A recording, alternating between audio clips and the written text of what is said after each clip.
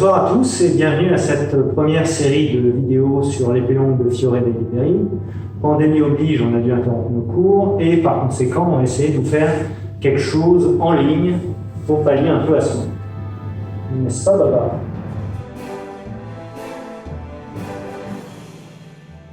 Pour cette première vidéo, on va travailler un peu sur la tenue de l'épée.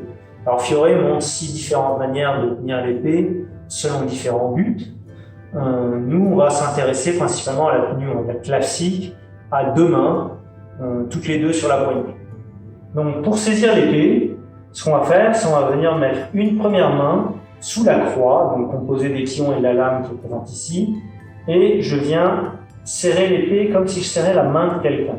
C'est-à-dire que la poignée repose un peu sur le gras de mon pouce. Je ne tiens pas comme si je tenais un marteau. Ma deuxième main est un peu plus souple. Dans la tradition de Fiore, on aura plutôt tendance à la poser sur le pommeau. De là, j'essaie de maintenir un grip qui est relâché, mais pas mou non plus. Il ne faut pas que l'épée m'échappe des mains, mais il ne faut pas que je sois crispé dessus. C'est d'accord, Baba?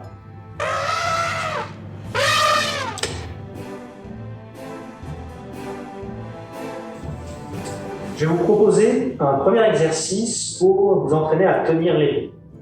Si on a une tenue trop raide de l'épée, les mains crispées sur la poignée, on va avoir du mal à la contrôler efficacement et on peut à terme se blesser le poignet. C'est quelque chose qu'on veut éviter.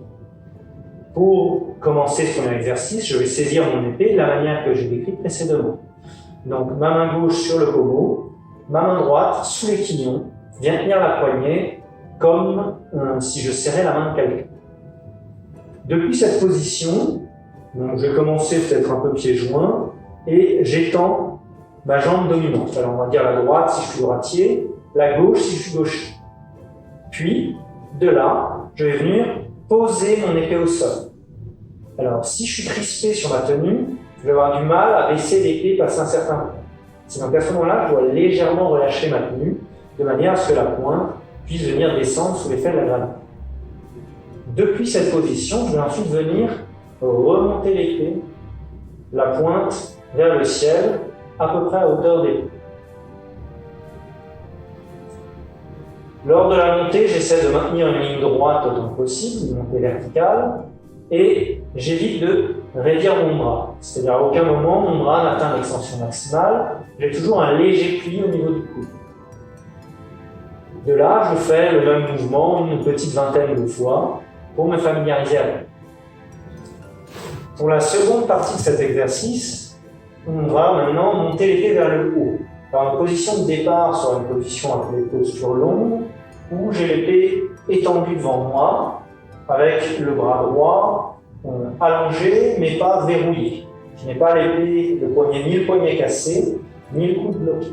Je garde une légère détente au niveau du coude, de l'épaule et du collet. Et depuis cette position, je viens monter l'épée, toujours selon le trajet le plus vertical, derrière la limite. Il est important d'essayer de garder les coudes bas lors de ce mouvement. J'évite de sortir mes coudes sur le côté, même s'ils doivent légèrement bouger. J'évite de m'écraser la tête avec les quillons. Et je fais des va-et-vient.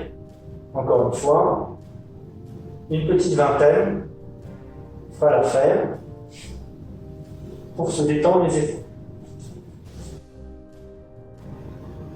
Pour la dernière partie de cet exercice, on va maintenant faire le trajet complet du sol vers le plafond. Je vais donc partir avec mon épée basse, ma pointe devant moi, dans une garde qu'on appelle la porte de Vermiglia, j'en verrai une petite peu plus tard, et je viens la monter verticalement derrière ma tête. Puis je redescends. Tout au long de ce mouvement, j'essaie de garder une décontraction dans les épaules, dans mes mains et dans mes bras. La seule tension qu'il y a dans mon corps va se faire au niveau de mes abdominaux et de mon dos. Je vais essayer de les maintenir gainés, sans courber le dos en arrière ou sans m'effondrer en avant, selon le mouvement de l'épaule.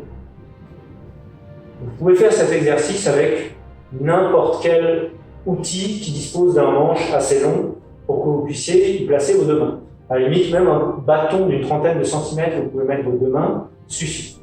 L'essentiel, c'est que vous ayez quelque chose que vous puissiez saisir comme la poignée d'une épée.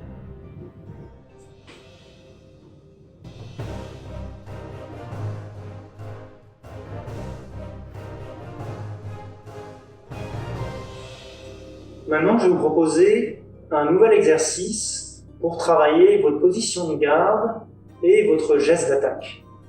Donc cet exercice, vous pouvez le faire chez vous, il suffit d'avoir un mur. Vous n'avez pas besoin de matériel outre mesure.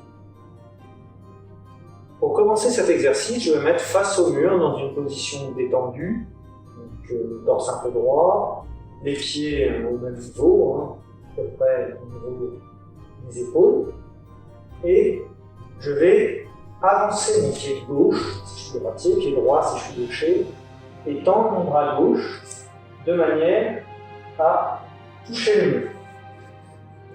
Et juste, je vais mettre un peu de pression avec le poing contre le mur. De là, vous devez avoir remarqué que votre pied qui reste en arrière va naturellement tourner, ainsi que vos hanches. Et je vais rester appuyé contre le mur pendant une petite trentaine de secondes. C'est long, ça devrait pas. Maintenant, pour la seconde partie de l'exercice, je vais garder la même position, mais je vais essayer d'augmenter au maximum la pression que je mets dans le mur. Et un moyen d'augmenter cette pression, bien évidemment, je maintiens le bras tendu pour bien continuer à appuyer dessus, mais un moyen, ça va être de m'asseoir en pliant ma jambe.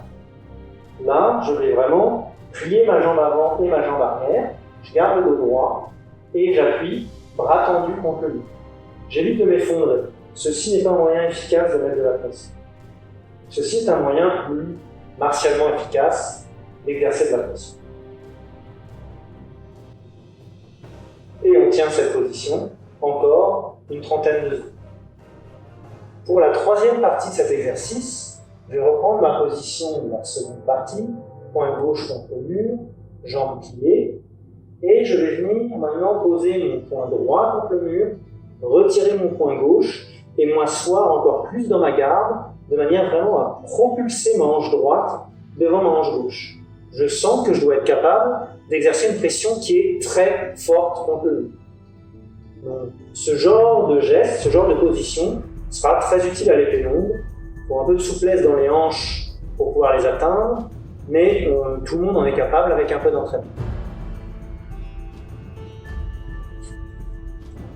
Pour la dernière partie de cet exercice, on va reprendre la position de la partie précédente. Donc, ma jambe gauche est devant, mon poing droit appuie sur le mur. Naturellement, si vous êtes gaucher, c'est poing gauche sur le mur, pied droit devant, inversé. Et maintenant, je vais me détendre, reprendre ma position de départ, reculer un peu, puis venir faire le même geste, pied gauche devant, jambe, pied droit en arrière, poing droit qui appuie sur le mur. Et au fur et à mesure, je vais m'habituer à reculer de plus en plus, sans venir vraiment étendre ma garde. Je garde toujours ma même largeur pour les pieds, mais je m'entraîne à envoyer le torse devant et la hanche droite devant, vraiment, de manière à faire passer le poids de mon corps devant mes jambes. Ce genre de déséquilibre avant, il ne faut pas en avoir peur, il sera utilisé pour se propulser très rapidement pour toucher à l'adversaire lors du geste d'attaque. Ce n'est pas la position la plus confortable à tenir, pensez à la barre pour vous donner du cœur à l'ouvrage.